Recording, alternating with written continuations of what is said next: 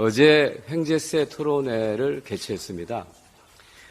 재미있는 반응이 대기업에 또 세금을 물리냐 이런 반응이 있었습니다. 그러면 어려운 중소기업이나 서민들에게 세금을 부과하라는 말입니까? 이중과세라고 하는 주장도 있습니다. 그렇지 않습니다. 이미 담배세는 국세와 지방세, 건강증진 부담금 3중 부과를 하고 있습니다. 저희 민주당은 고금리로 고통받고 있는 국민들을 지원하기 위한 재원을 어떻게 마련할 것인가를 고민해서 출발했습니다.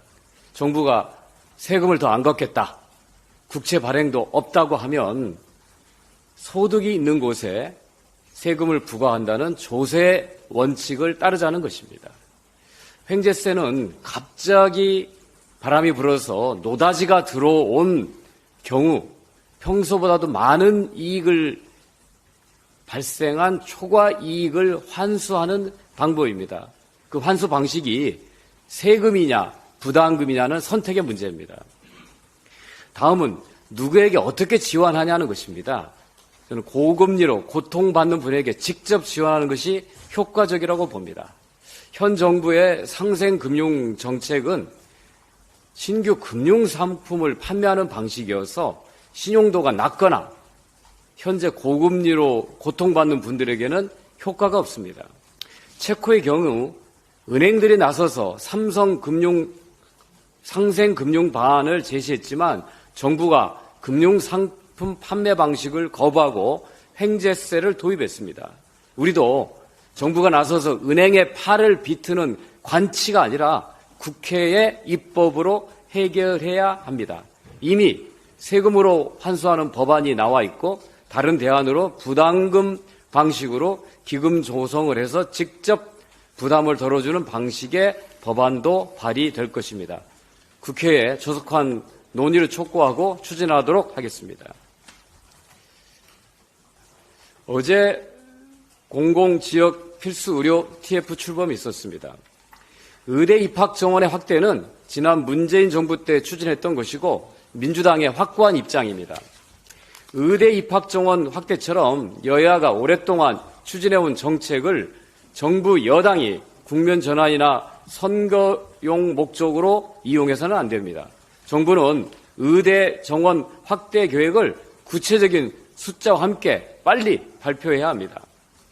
의대 정원 확대와 함께 응급실 뺑뺑이, 수학과 오픈런, 새벽 KTX 상경과 같은 국민의 불편은 초래하는 일이 없으려면 지역 필수 공공의료 강화의 기회로 삼아야 된다는 게 민주당의 입장입니다. 앞으로 민주당의 TF는 여러 정책 과제들을 마련해서 여당과 논의하겠습니다. 그리고 반드시 마지막 정기회에서 제도 개선을 위한 입법에 적극 나서겠습니다. 또 의대 정원 확대와 함께 지역의사제 도입과 국립의전원 설립은 필수입니다. 그리고 또 하나 저희들이 해야 될 일이 있습니다. 아무리 의사 정원을 늘린다고 하더라도 병원 인력 기준의 강화 없이는 소용이 없습니다. 실제로 의료기관들이 전공이나 간호사의 불법 진료에 의존하고 있는 지금 행태를 극복하려면 의료기관에서 충분한 의료 인력을 확보하기 위한 기준이 필요합니다. 아울러서 수도권 중심의 무분별한 병상의 증가는 지역 필수 의료 인력 공백을 가속화하는 요인이 됩니다. 단순히 국립대 병원을 거점 병원으로 지정하는 것에 그칠 것이 아니라 실제로 중심 의료기관을 만들고자 하면 수도권 병상의 억제와 과잉 공급의 통제도 필요합니다.